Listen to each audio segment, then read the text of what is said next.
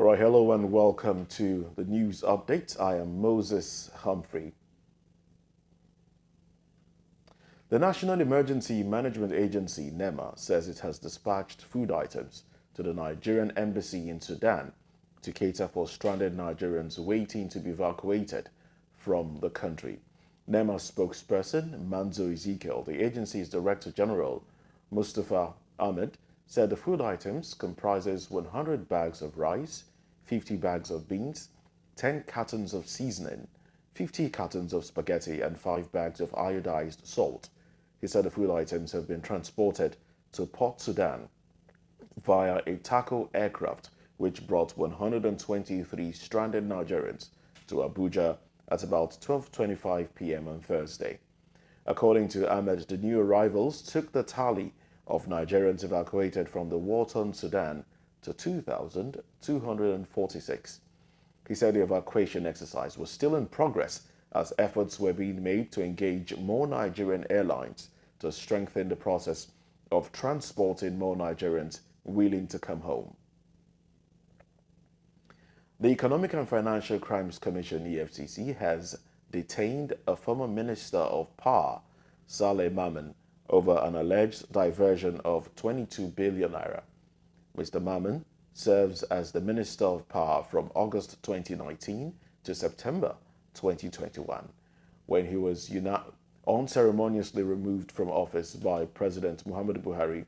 Well, it was gathered that Mr. Maman allegedly conspired with officials of the Ministry of Power during his stint as minister to divert 22 billion naira in public funds and shared it with them.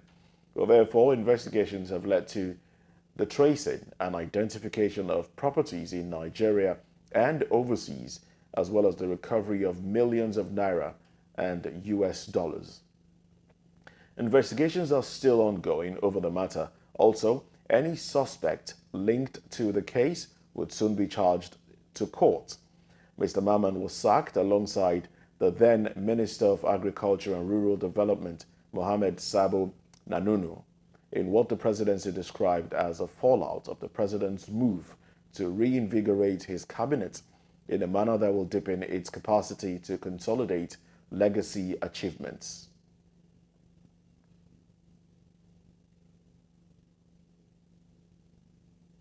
Kogi State Government has approved 65 years as the retirement age for teachers in the state. Now, this approval was sequel to the passage of the retirement age of teachers in Kogi State and for Related Matters Bill 2022 on Thursday by the House of Assembly. The Speaker of the House, Mr. Matthew Kolawole, said with the passage of the bill, teachers in the state would now retire upon attainment of 65 years or 40 years of pensionable service, whichever comes earlier.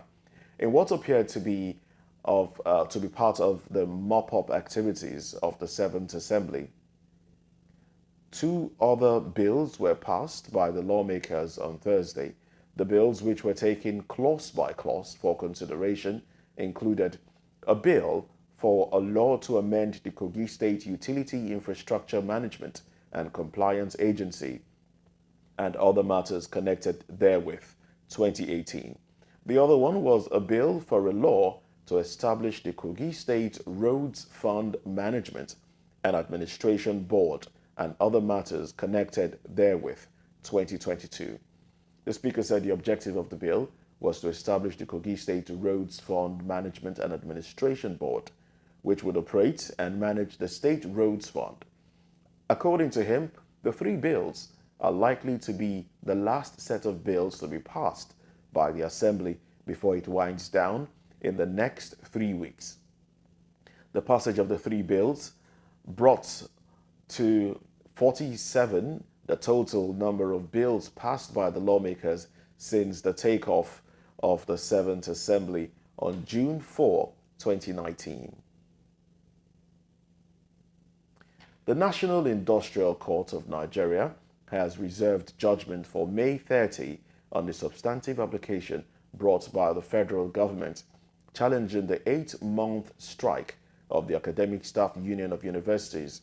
The presiding judge, Justice Benedict Kanyip, announced the date for judgment on Thursday after the parties in the matter adopted their written addresses. Now, this was contained in a statement by the Ministry of Labour and Employment, which stated that at the last hearing on Thursday, May 2, 2023, Justice Kanyip, the president of NICN, granted the defendants 7 days to file a reply on point of law to the substantive application of the federal government.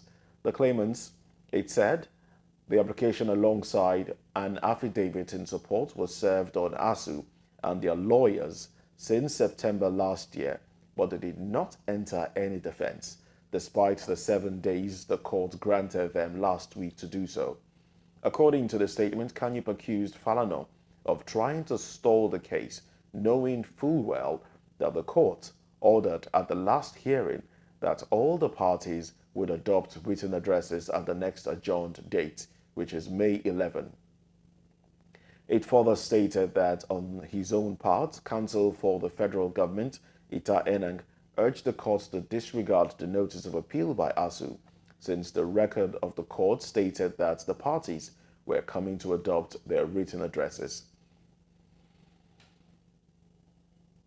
A federal high court in Abuja has ordered the suspension of Roger Brown, Chief Executive Officer, CEO of Seplat Energy, pending the determination of motion on notice, filed by 3 aggrieved shareholders, Basil Omiyi, Board Chairman, Ima Fitzgerald, Charles Okeahalam, Fabian Ajogu, Rabiu Bello, Bashirat Odenewu, Independent Non-Executive Directors, Edith Onwuchekwa, Company Secretary, and Samia Ezeguri, Chief Operating Officer, were also suspended.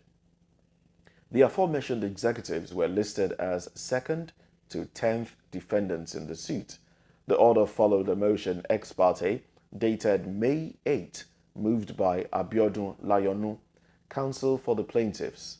The motion, which prayed the court for 4 orders, had Juliet Gbaka, Margaret Fumilayo, and Clement Akeme listed as 1st to 3rd plaintiffs, respectively. The aggrieved shareholders. Also joined in the suit are the Securities and Exchange Commission, SEC, Corporate Affairs Commission, CAC, Data Max Registrars Limited, and Prince Waterhouse Coppers, PwC, as the 11th to 14th defendants, respectively.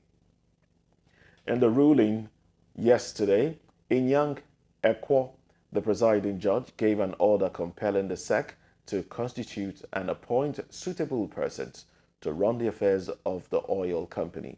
Now, pending the hearing and determination of the motion on notice filed by the shareholders, he also gave an order restraining the defendants, their agents, and personal representatives acting on their behalf or instruction from operating or functioning as officers of the oil firm under any guise, pending the hearing and determination of the motion on notice for interlocutory injunction filed by the shareholders. The judge also restrained them, the defendants, from taking any decision or action whatsoever in respect to the day-to-day running of the company. Ekwo also adjourned the matter until May 23 for motion. And that's it on the VOP News Update.